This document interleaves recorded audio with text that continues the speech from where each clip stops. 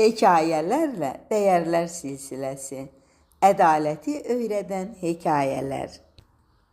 Daha mənə ehtiyac yoxdur.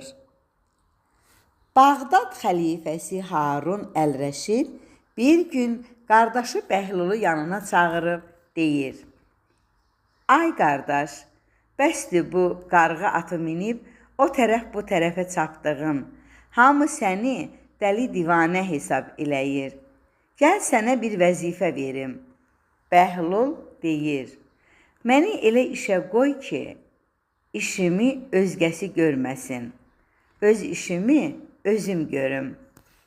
Xəlifə deyir: "Onda bugündən səni bazara darğa qoyuram.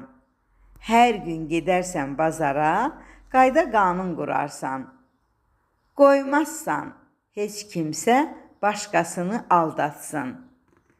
Çəkiyə, haqq hesaba nəzarət edərsən." Elə həmin gün Bəhlul gəlir bazara. Görür ki, bir uşaq qəssabdan 3 girvənkə ət istədi.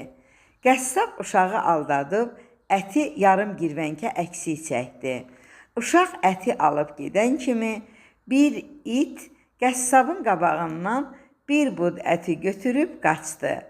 Bəhlul bu hadisəni görən kimi qayıdır birbaş evinə. Düz bir həftə bazara çıxmır.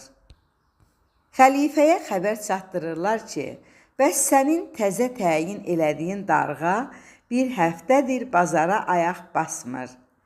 Xəlifə Bəhlulu çağırtdırıb deyir: "Qardaş, bəs mən sənə vəzifə verdim ki, bazarda qayda qanun qoyarsan, amma çəkilib oturmusan evdə.